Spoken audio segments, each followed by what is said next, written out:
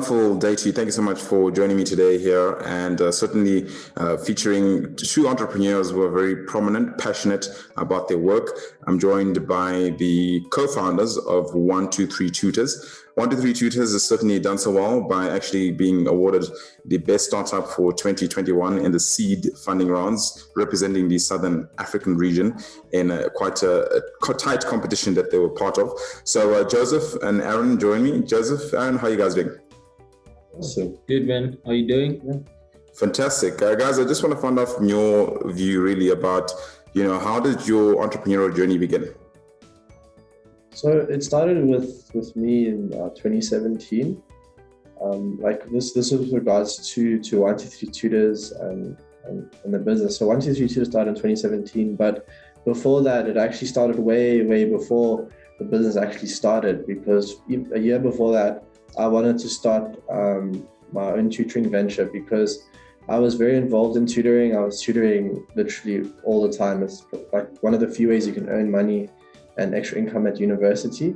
So then, I was tutoring all the time throughout 2016, but then I was also tutoring with an agency, and I just saw how inefficient their systems were and how they had so many offices.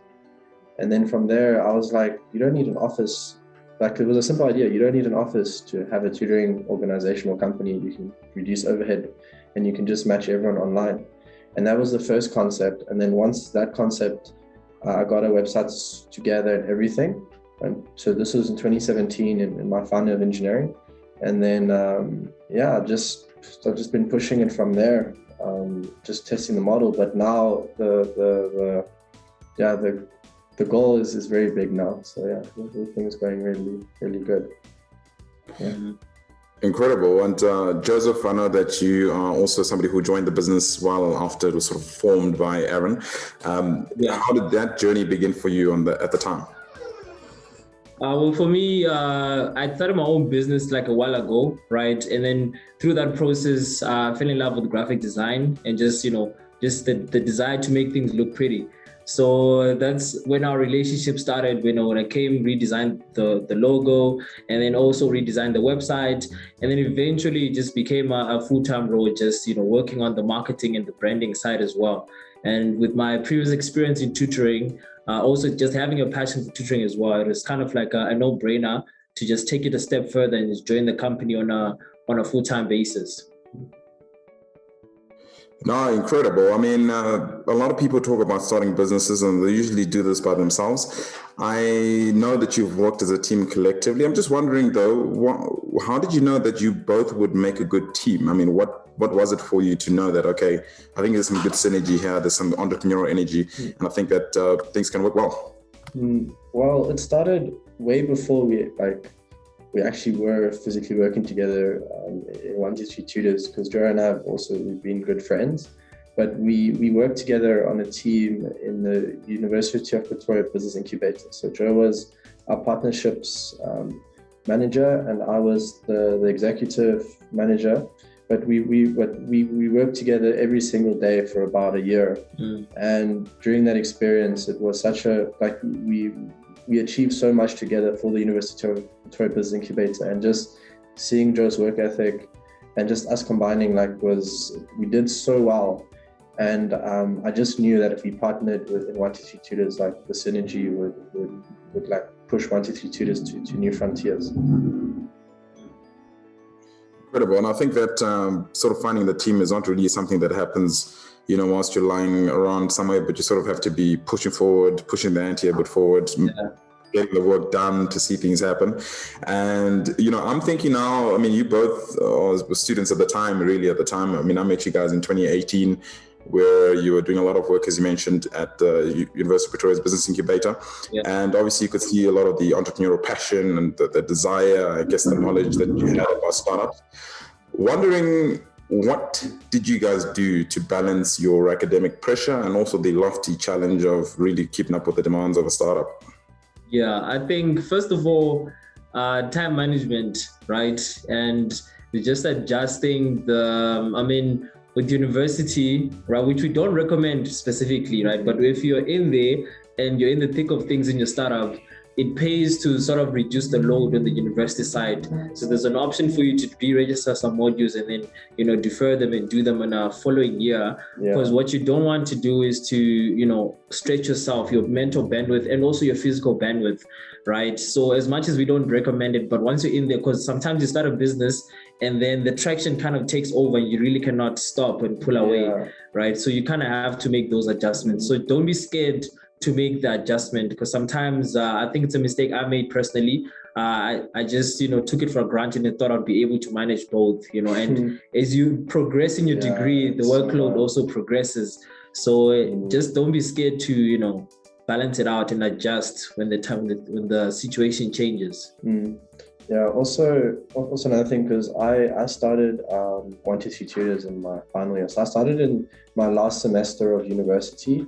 But when I started it, I did exactly what Joe did. I realized if I graduate too soon, I might have to work and then I won't have the time to actually push the business full time. So then, it was a little bit of a calculated risk. I only had 5 or so modules left.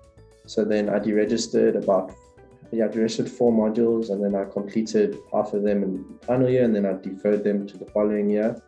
But through that experience, because since then I've just been a full-time entrepreneur, so I haven't really had all the time and bandwidth to even finish those 2. So it's taken me about 3 years to finish those 4, it's about 4 or 5 modules.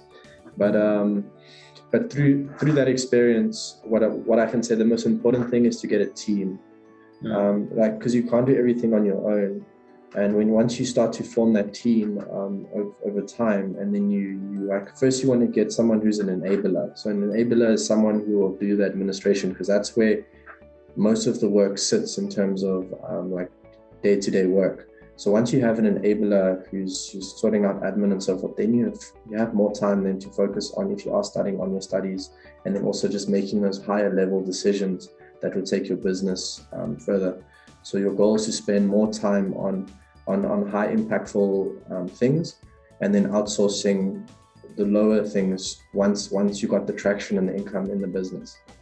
Yeah. No, phenomenal. I mean, simply put, you're basically, time management and also just buying time to accelerate your entrepreneurial endeavors. So very interesting perspective. I've never heard that intentionally scheduling your modules in that fashion so that you have enough time for the business. I mean, in your words, what is 1 to 3 tutors all about? Yeah, so simply put, right, we use technology just to improve the match between a student and a tutor, right? So this enables us to work with a lot of data from the tutor side and also work with a lot of data from the student side. So we're not really relying on the human brain to produce that quality match, right? And the thing is, with tech, it also enables us to scale, right? So the moment since we've proven the concept here nationally, we can now take it internationally, right? Without really increasing a lot of expenses. And this enables us to keep our tutoring very competitive in terms of pricing, because our overheads are very limited in that way, right? So I think, if simply put, it would be reliable matching and scalability. Aaron, to you, just wondering, there's so many tutoring companies out there. There's so many competitors in the space of tutoring and higher education. But I want to know from your side, what is your unique selling point? I mean, there's multiple aspects that make a different business unique from its competitors.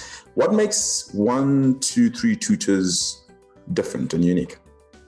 So when you look at the tutoring industry as a whole, right, there's 2 sides to the tutoring industry. So on the one side, you have a marketplace-based online solution. So these are online tutoring platforms where tutors create profiles. But the thing is with those profiles is it creates a lot of clutter, and those profiles just sit there. So tutors create them and they kind of leave. And then a lot of the time, especially with university, and because most tutors are university students, they sit on these platforms, and then they're just very they're not available. It just results in a lot of unreliable matching. You leave it up to the student to find the good tutor. It's decision bias, it's different prices. It creates a lot of clutter, right? And then the other side is you have an agency-based solution, right? And then the agencies, this is where there's a lot of, when you talk about the competitors, right? And these are usually small-scale agency-based companies where they're based at one university, or they're based in just one little area and then they service that area, right? And even if they're at one university, they focus primarily on just one field, like engineering, BCom, maybe BSc, right? But then behind these agency companies, there's usually a team that's matching students and tutors, right? Which results in a lot of overhead, and they also use a very traditional office-based model. And it also hinders them, so they can't scale, because it means they're going to have to get another team and another place, and their foundation doesn't allow them to scale. But then where 123 Tutors comes in is we basically sit perfectly in the middle. So we use technology to match students and tutors. So we have our own algorithm that takes the data from the student side and then takes all the different tutors that say they're available and apply for that specific request, and then can actually score those tutors so that the students get the best available tutor. That's ultimately what we do, and we do it in a very, very scalable way. So we have a very small team. So at this point, we are nationwide. We are a nationwide company. So we service every university across South Africa, every high school, every primary school, and we only have a team of 10 in the whole company, right? That works with over 3,000 tutors, just to give you an idea in terms of the magnitude that our technology enables us to scale. And so far we received really good reviews, the traction is there, and yeah. You talk about the algorithm. I mean, I'm probably listening thinking, well, I would love to probably come for some lessons or whatever it might be. How confident should I be that I'll get the right tutor? I think, first of all, there's social proof, right? You can always look at the reviews, because one thing that we always look at as a customer-centric company is to see whether the things that we're claiming we do right actually have an impact on the students' lives and stuff. So mainly we do make the reviews very available. We have about 1,800 reviews that we've gotten so far, with about an average of 4.7 out of 5-star rating, right? So I think those reviews kind of speak for themselves to, as a testament to the fact that the system actually works, right? And with, an extensive database, you do have, those economies of scale working in your advantage, right? Because if you have a larger pool of people to choose from, right, which you can filter through, it increases your chances of actually finding that perfect match, depending on the criteria that the student has set forth. That's that's very interesting, I must say. I mean, I'm also just wondering, if you guys have working at this business for some time. It's not always smooth sailing. It's not always a decline, and sometimes it can feel like it's a bit of an uphill climb. What has kept you guys going amidst all the challenges, particularly with a tech startup? There are many challenges. So I wonder how you guys have stayed motivated amidst all those adversities. Well, it's been very difficult, right? So from the beginning, you can imagine all the pressure from family, studying engineering, being in your final year, having to, on the edge of graduating, being the only one as well to let alone study engineering at university, and really pushing this business where you're not even earning like you're earning a tenth of what you would start off if you graduated, right? That was from the beginning, but it's just always been about the problem. Ultimately, it's always been about the students and the reviews and just the traction and the scalability. For me personally, it's the vision of just being everywhere and helping a lot of students and tutors 100%. Who get through university and also earn extra income for the tutors. Yeah.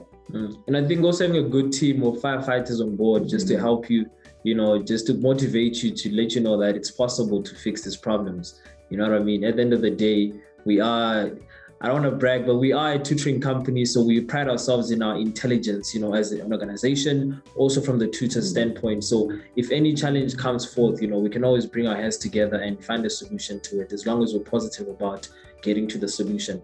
Mm-hmm. No, incredible. I mean, I am sitting here and I'm thinking, tech startup, it's grown to this point where you've done proof of concept and you've done so well, to really be where you are today. There's always a question a lot of people ask is, how do you get access to funding? Because that's one of the barriers to entrepreneurship for the youth and for many people at large. But how did you guys navigate that particular challenge? Well, that's like a mental barrier, right? Because it's almost like the concept of, if you want to open a chicken farm and you need money, start selling eggs first, right? And then you'll eventually grow, you'll learn more about the industry if you start from the ground up. So with 123 Tutors, we've used that philosophy. So when I started the business, I tutored, got money because I knew that I needed this business to be online. Saw that it will cost about 3,000 Rand for hosting for a year in a domain. So I tutored myself, got the money together, got the website, learned how to build the website, did all of that, got the website up, and then launched it and advertised it and just really put out all the fires along the way. But since then, we've never actually got any investment into the company, like any external funding. So everything has come 100% from the business. So from day one, from our first request to our second, to our third, to our fourth, and then we'll just take that the profit and then put it back into to develop the company. And that's what it's been about since day one. Yeah. Now, I cannot let you guys go without asking this question.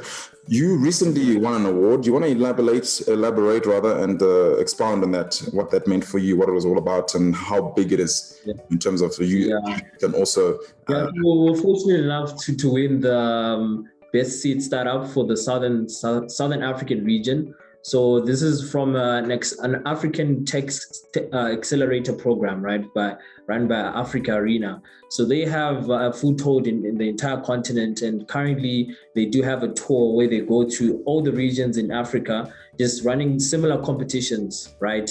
And then the best startups from these competitions then meet right in Cape Town for the ultimate event. So we'll be representing Southern Africa right in Cape Town as part of the seed startups that are pitching in that competition.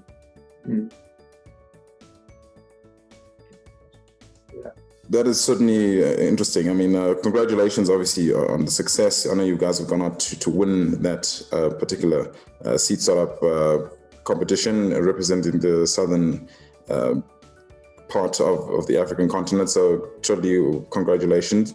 Obviously, representing SADC in that particular one. Yeah, it was very eventful, the competition itself, because it's like you have a 2-day workshop where you go through different speakers, different influencers and entrepreneurs in the industry, and then they come and they speak about their journeys, their lessons. There was a sales workshop, there was an investment workshop, there was a lot of different workshops, and there was, like, other than actually winning the competition, that was so important to us, and it made a big difference now. But yeah, it was a very fun event, amazing networking, met a lot of people, and I look forward to Cape Town, or the whole team does. Now, well done, gentlemen. I know for sure now I speak to you at this point, but I'm sure when I speak to you yet again at some point, you'll probably be millionaire status, if not billionaire status, if business does grow to a global level. My follow-up question to you, I guess individually, what do you think, where do you see the business in the next 5 years? Okay, so in the next 5 years, definitely international, right? We want to take this solution into multiple countries. At least wherever we see that our solution is met with a problem, then we'll be able to take it there. So that's all continents in the world. And then hopefully we can also scale into other products, right? I mean, we start with our one-on-one tutoring, our main focus, but eventually the education industry is quite broad. So perhaps, with the funds that we get, with the traction that we get, we'll be able to at least have a bigger impact within the education industry. Space, that's incredible. Like having a syllabus, and like there's so many ideas that we have and want to work towards. Incredible. Gentlemen, thank you for joining me today. I really do appreciate it. And we'll probably speak soon at another level when the business is growing yet again. Thank you so much for having us. Thank you so much, Lennox. Incredible. That's the founders of 123 Tutors, Aaron Bornmann, as well as Joseph Nyamariwata, who have been so phenomenal in their journey, but also they have proven to themselves that they can manage that tedious balance between academia as well as pushing your entrepreneurial vision. But most importantly, it's certainly their passion for business, their passion to solve people's problems, particularly in the education sector. And at this point, we wish them well, and hopefully they can excel and also represent South Africa at large in a global level. Thank you for watching the video. We certainly do appreciate it.